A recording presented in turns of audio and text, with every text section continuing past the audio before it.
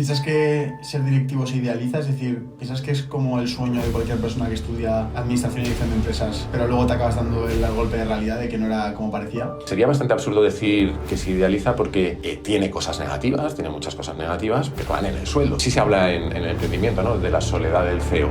Y hay determinados puestos en los que eres tú contigo mismo tomando decisiones que a otros no les van a gustar, porque siempre va a haber alguien a que no le guste la decisión que tomes y no es del todo fácil. A mí lo de los sesgos me parece muy interesante, pero me gustaría también que lo aterrizaras a cómo lo usas tú en tu día a día. Es decir, imagínate, yo ahora te propongo un proyecto o te propongo unos cambios en tu podcast. Vale. La cabeza al principio dice, no, lo que me está diciendo no es verdad. ¿Cómo lo haces para mirarlo de manera crítica? Primero, vuelvo al refranero español. Eso que solemos decir de consultar las cosas con la almohada tiene una base y es los sesgos actúan más agresivamente sobre la prisa. Cuando tú intentas decidir de inmediato, lo que estás pidiendo a tu cerebro es dame una respuesta rápida sin pensar mucho. Entonces, lo primero es postergar las decisiones, darte tiempo para procesarlas. Lo que hay que decir es que los sesgos no se pueden evitar, si no, no serían sesgos. El descubridor de estos sesgos, o la persona que más ha hablado de ellos, es Kahneman, y el propio Kahneman dice que él tiene sesgos. O sea, no se pueden evitar. Pero puedes tener procesos sistemáticos de toma de decisiones, que para mí es lo más importante. Tener un sistema para tomar decisiones. Hostia. Un sistema, no os voy a soltar un rollo muy largo, luego si queréis nos profundizamos, pero tener alguna forma sistemática en la que vas haciéndote preguntas a ti mismo para asegurarte que minimizas sesgos y otro montón de cosas. A la hora de los sesgos, algo que funciona también muy bien es trabajar con otras personas. Porque a ti se te da muy mal, y a mí se me da muy mal reconocer mis propios sesgos, pero me es muy fácil reconocer los tuyos, y a ti es muy fácil reconocer los míos. Claro, eso tiene una derivada, y es, necesitas trabajar con personas a las que respetes lo suficiente como para que sean capaces de cambiar tu opinión. Y eso es más fácil de decir que de hacer. O sea, eso es un ejercicio de introspección, de pensar, oye, las personas que tengo alrededor, ¿realmente soy capaz de cambiar mi opinión por lo que me digan? Y eso a veces es más fácil. Ya te digo que cuantos más directivo eres, impuestos más elevados, mejor te crees y más difícil es acordarte de estas cosas. Entonces, respuesta rápida a tu pregunta, tener un proceso sistemático de toma de decisiones, idealmente una checklist en la que digas, he comprobado esto, he comprobado esto, he comprobado esto, he comprobado esto, y dilatar la decisión en el tiempo. Entremos en ese checklist. Entremos en cómo tomar una decisión importante. Vamos a ver, tengo una presentación por ahí, es una charla que queda en bastantes sitios y voy a intentar acordarme de memoria de todo lo que propongo, ¿vale? Lo que salga. A ver, lo primero, y especialmente en puestos emprendedores en el que tienes que tener equipo y demás, es asegurarte que eres tú la persona que tiene que tomar esa decisión. Porque muchas veces tomamos decisiones que no nos corresponden. Primero, porque no sabemos delegar o porque nos creemos que somos los mejor posicionados cuando no lo somos. Vuelvo a Warren Buffett y a Charlie Munger. Warren Buffett tiene un concepto que es maravilloso, que es el del círculo de competencia. Buffett decía que a la hora de invertir no importa saber mucho de muchas empresas, lo que importa es saber mucho de un conjunto específico de empresas y asegurarte de que no te sales de ese conjunto. Porque cuanto más te sales de lo que realmente dominas, más fácil es que la cagues, básicamente. Entonces, la primera pregunta es, ¿eres tú el que debe decidir? Y ahí hay una serie de frameworks. A lo mejor habéis oído hablar de la matriz de Eisenhower, que era una forma en la que Eisenhower tenía de decidir sobre su tiempo. Y él ponía en una matriz lo importante y lo urgente. Decía que las cosas importantes y urgentes las hacía. Las cosas importantes no urgentes las postergaba. Y las cosas urgentes no importantes las delegaba. Las no importantes y no urgentes no le deberían ni llegar. Pues lo mismo con las decisiones. Si yo trabajo con un equipo, intento asegurarme de tomar las decisiones que son importantes y urgentes, y además me pregunto si soy la persona más apropiada. A partir de ahí, la segunda derivada sería cuánta energía quieres gastar en tomar la decisión, cuánta merece la pena gastar, ¿no? Y ahí hay un framework que a mí me gusta mucho, que es de Jeff Bezos, el fundador de Amazon, que él habla de decisiones tipo 1 y decisiones tipo 2, básicamente basadas en la reversibilidad. Es decir, decisiones tipo 1 son aquellas que son prácticamente irreversibles. Y en esas deberías dedicar mucho tiempo y muchos recursos y lo más posible para asegurarte que no la lías. Pero él explica que la inmensa mayoría de las decisiones en realidad son de tipo 2, son reversibles. Son decisiones que en una empresa lo ideal sería que las tomara un grupo pequeño de personas delegadas y que si la cagan, pues ya se le da la vuelta al tema, ¿no? ¿Y decisiones tipo 1? Es que estoy pensándola, me has dejado pensando, es muy buen punto. ¿Qué tipo de decisiones pueden ser tipo 1? A ver, depende. Claro, los americanos tienden a hacer estas cosas y luego las fronteras son difíciles. Claro, es como todo es reversible realmente, ¿no? Bueno, depende. vender el 50% de tu empresa. Vale, sí. ¿Es reversible o no? No Vale, es reversible. sí, es Es reversible, pero difícil. Es muy difícil de revertir. Dedicar el 20% de tu presupuesto a un nuevo proyecto. Es difícil de revertir, ¿no?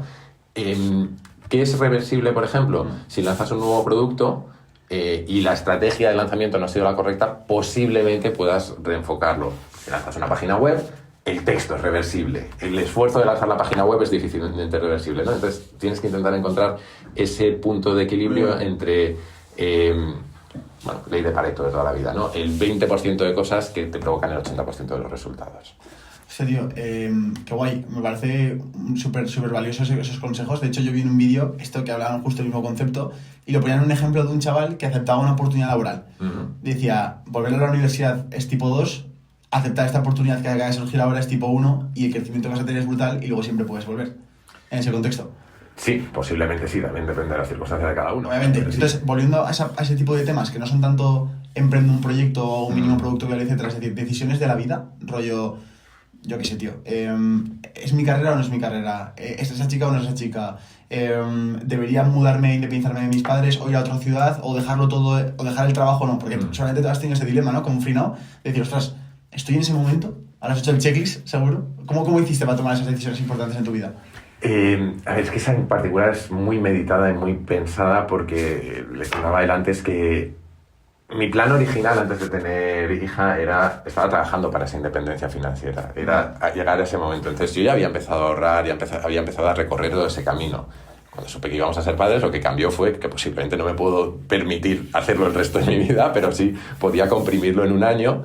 Y la decisión se tomó casi sola porque el hecho de ser padre en sí mismo hacía que se fuera el momento oportuno. Ya. Era el momento de parar para dedicarme un año a la niña y demás, ¿no? Vale. Entonces, eso también... Esa decisión fue un poco como de la vida te empujó a eso. Claro, yo es que creo que los procesos racionales de toma de decisiones en general lo que deberían servirnos es para acotar las opciones. También nos obsesionamos con varias cosas de las decisiones, ¿no? Pensamos... Mira, hay una jugadora de póker que se llama Annie Duke, que ha escrito un libro maravilloso que se llama Thinking in Bets, pensando en apuestas, que básicamente lo que explica es que tendemos a pensar que la vida es como el ajedrez, que puedes tomar la decisión óptima en cada momento. Y ella dice que, claro, ella juega al póker, dice que se parece más al póker. Si tú piensas en lo que es el ajedrez es un juego en el que tienes información perfecta. Sabes las fichas del contrario, sabes las tuyas, todo lo que se puede hacer en cada momento y no hay sorpresas, no hay azar. El póker... No sabes las cartas que van a salir, sabes parcialmente algunas cartas y hay sorpresas, hay azar. La vida se parece más al póker. Cierto. Y ella explica que lo que importa en el póker no es tomar la mejor decisión, o mejor dicho, que la mejor decisión no es la que tiene el mejor resultado, porque el azar influye. La mejor decisión es la que está mejor tomada. Es decir, tener un buen proceso para tomar decisiones. Entonces creo que eso es fundamental a la hora de evaluar este tipo de decisiones complicadas. Yo tiendo a pensar que nos obsesionamos con la decisión óptima cuando en realidad lo importante es tomar decisiones que no sean catastróficamente malas, que sean suficientemente buenas. Volvemos a la importancia de suficiente, ¿no? Con eso te basta. Y iterar desde ahí. Munger y Buffett solían decir que el secreto está en no perder dinero. No ganando, sino asegurarte de no perder dinero, ¿no? Entonces es darle un poco vueltas todo el rato a lo mismo, que es esa importancia de lo suficiente como para articular esto. Pero no quiero dejar sin responder lo que me has preguntado. Por favor. Que era... cómo afrontar esas decisiones personales. Hay un emprendedor americano que se llama Derek Sivers, que tiene un par de libros, no me acuerdo de los títulos. How to Live, ¿no? ¿Era uno de ellos? Se hizo muy famoso por un post que hizo en su blog que era Hell yeah or no. Es decir, algo así como, me vas a perdonar los tacos, claro que sí, coño, o no. Y lo que quería decir el tío es que él, a la hora de tomar decisiones, lo que para él era más importante era solo decir sí a aquellas cosas que eran un sí claro. Porque su teoría es que el sí debería ser más caro que el no. Porque cuando dices que sí a una cosa, estás diciendo que no a todas las que son incompatibles con esa cosa. Entonces su teoría es, solo di que sí a aquellas cosas que sean un sí muy claro. De nuevo, americanos, fronteras difusas, pero como idea general, sobre todo en el momento de conservar opcionalidad, yo creo que eso es una idea que aplica muy bien en la juventud. En la juventud quiero hacer muchas... lo he dicho al revés. Que aplica mal en la juventud y aplica mejor cuando quieres tener foco. Cuando quieres tener foco, hell yeah or no. Cuando no, ves a muchos sapos, que es lo que decía yo antes. Oye, tío, lo que me deja sorprendido es el montón de cosas que has aprendido, ¿no? Pero no me refiero porque hay gente que lee mucho pero no aprende. ¿Cómo has conseguido leer y aprender? No tengo respuesta para... Quiero decir, me viene Pero es que relativamente natural. Lo he hecho desde pequeño. De hecho, ahora parece que leo mucho y ahora leo mucho. Pero yo hasta que empecé con el podcast hace 5 años leía muy, muy poquito, pero consumía muchísimo contenido desde pequeño. Y esa es otra cosa que yo suelo animar a la gente, a consumir mucho contenido. El otro día tuvimos un debate muy interesante en la comunidad de mi podcast, porque se preguntaban si podría haber una inteligencia artificial que te resumiera los podcasts que sepa que te van a gustar. Entonces, y yo decía que sí, que todo eso va a poder suceder, pero creo que te pierdes una cosa, que es encontrarte con contenidos inesperados. O sea, la gracia de escuchar un podcast o una entrevista de alguien que no conoces, lo que sea, es que te cuente cosas que no sabes que te gustan. Y para mí tú me preguntabas por qué he aprendido, porque he perseguido todo el rato, muchas veces, consumir muchísimo contenido muy, muy, muy diverso, y eso me ha permitido encontrar con cosas que no sabía que me interesaban. Y cuando te armas con un arsenal de conocimientos de disciplinas muy distintas, empiezas a relacionarlos entre sí. Creo que voy a intentar que sea la última vez que cito a Munger, pero además se murió hace poco Charlie Munger. Charlie Munger es el socio de Warren Buffett, lo conocerá mucha gente, y se hizo famoso, entre otras cosas, porque en los 80 o 90 le preguntaban por el secreto de su éxito. Él dijo que su secreto había sido armarse con un conjunto de 80 o 90 modelos mentales con los que entender el mundo. Claro, todo el mundo se volvió loco y quiso aprender los mismos modelos mentales para ser billonarios como Munger. Pero el secreto no era ese, el secreto es armarte con conocimientos complementarios a los que ya tienes. Y eso los empiezas a relacionar. Todo esto es una respuesta muy larga para decirte, no sé por qué retengo, pero retengo en parte, bueno, esto sí lo sé, porque desde neurociencia se ve muy claro que retienes mucho mejor lo que te gusta. Cuando asocias una emoción a lo que aprendes, se fija más en tu cerebro. Entonces, como a mí me gusta aprender y me meto siempre en cosas que me interesan, aprendo. Y segundo, trabajando. Richard Feynman, que era un premio Nobel, tenía el método Feynman para aprender. El método Feynman para aprender es cualquier tema. ¿Te gusta un tema? Escribe lo que sabes en una hoja de papel. Y escríbelo como si se lo fueras a explicar a un niño de 7 años. Léelo. ¿Lo entendería un niño de 7 años? Bueno, normal que no, porque siempre metemos palabras raras, tecnicismos, palabras en inglés, no sé qué. Vale, intenta explicar esas palabras. Y cuando empiezas a hacer eso, te das cuenta de dónde están los límites de tu conocimiento, las cosas que no sabes, que realmente no entiendes, que te crees que entiendes, pero no entiendes. Entonces él decía, itera hasta hacerlo. Mi método Feynman ha sido el podcast. Claro, yo cada semana me obligo a explicar a alguien algo. Bueno, a un montón de gente algo. Entonces, es una forma de trabajarlo. Qué bueno. Me quedo con muchas cosas de lo que has dicho, como por ejemplo, lo que has dicho antes de habilidades complementarias, creo que es como el múltiplo que hizo el Alex Hormozi de una habilidad en el mundo del emprendimiento no suma, sino que es como si fuera un logaritmo, ¿no? De que yo sé editar y sé grabar. Ya no simplemente sumar los 2 salarios, sino que te conviertes en un youtuber que puedes montar una empresa, ¿no? Digamos, de mucho dinero. Y luego, relacionado con esto, me surge la duda de cómo ser un buen líder. Hemos hablado de cómo tomar decisiones. Has hablado de ser una persona que la gente quiera estar contigo. Y yo creo que algo que destaca de tu carrera es tu liderazgo. O sea, has tenido que liderar equipos grandes, has tenido que estar en un sitio donde tú tienes que ser el referente para mucha gente. Ya no solo referente como conocemos de redes sociales o tener un podcast, sino un referente de verdad, en la oficina, con gente que está en un mal momento. ¿Qué claves has visto importantes para ser un gran líder? Lo primero es que tendemos a confundir ser jefe con ser líder, que está muy manido. Total. Pero es verdad en el sentido de que desde las empresas ponemos a gente en posiciones de responsabilidad simplemente porque son buenos ejecutando. Los líderes recorren una curva. Al principio llegas a un puesto de responsabilidad porque eres el que más sabe de un tema. Y ahí lo que eres es un líder técnico. Cualquiera te puede preguntar, si eres el mejor editando vídeos, te va a preguntar por cómo editar vídeos. ¿Vale? Entonces, tu liderazgo se basa en tu conocimiento técnico. Pero eso no escala. Porque si quieres hacer cosas más grandes vas a necesitar rodearte de más gente y vas a necesitar encontrar gente que sepa más que tú del tema. Entonces, lo siguiente es convertirte en un buen administrador. Un administrador es la persona que sabe administrar recursos, no solo económicos, sino esta persona está cansada, está menos cansada, está bien en su carrera, está mal en su carrera, etc. Eso está muy bien, pero llega un momento en que tampoco escala. Los líderes de verdad son aquellos que son capaces de transmitir una visión, son aquellos que son capaces de inspirar a la persona que tiene al lado. Y eso lo contamos como una cosa súper grande y puede ser muy grande. Tenéis ahí el libro de Jobs. Jobs era un líder inspirador porque te contaba una historia que te hacía comprarle lo que fuera, ya fuera como cliente o como empleado, ¿no? Pero también hay cosas, se basan en cosas muy pequeñitas muchas veces.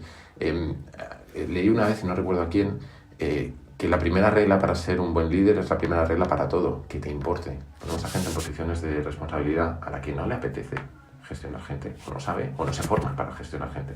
El primer paso es formarte para ser buen líder, que es aburrido, es lento, pero hay que hacerlo.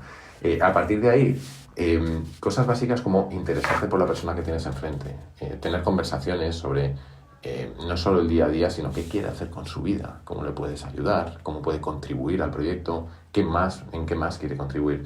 Realmente no hay una clave como tal, para mí, sino que tiene que ver con asegurarte que la gente entiende qué es lo que tiene que hacer y qué puede sacar de lo que está haciendo.